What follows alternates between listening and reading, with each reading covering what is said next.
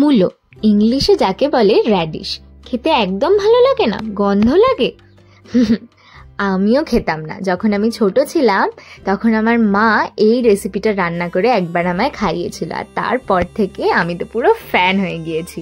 চলো তোমাদের সাথেও তাহলে শেয়ার করি মূলোর ঝালের রেসিপিটা। তাই স্কিপ না করে শেষ অবধি দেখতে থাকো, আর ঝটপট চ্যানেলটাকে সাবস্ক্রাইব করে লাইক শেয়ার কমেন্ট কিন্তু করেই ফেলো।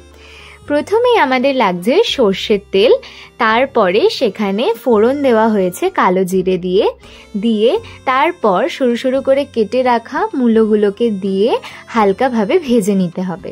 দিয়ে তার মধ্যে দিয়ে দিতে হবে হলুদ গুঁড়ো, পরিমাণ মতো কাশ্মীরি লঙ্কার গুঁড়ো, আর দিয়ে দিতে হবে স্বাদ অনুসারে নুন।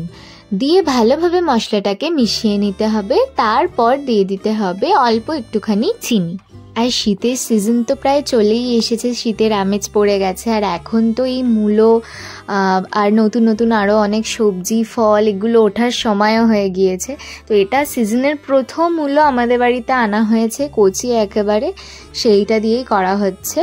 খুবই ভালো লাগে খেতে আর খুবই সহজও বানানোর জন্য। তারপর দেখো ভালোভাবে মিশিয়ে নেওয়ার পর দিয়ে দিতে হবে জল, দিয়ে চাপা দিয়ে দিতে হবে। একটু সেদ্ধ হয়ে গেলে খুলে তার মধ্যে দিয়ে দিতে হবে সর্ষে পোস্ত আর কাঁচা লঙ্কা বাটা, দিয়ে ভালোভাবে মিক্স করে নিতে হবে। তারপর একটু জল দিয়ে ফুটিয়ে নিতে হবে। ফুট ধরে এলে ওপর থেকে দিয়ে দিতে হবে ধনেপাতা, দিয়ে একটু নেড়ে নিলেই রেডি হয়ে যাবে আমাদের মূলোর ঝাল।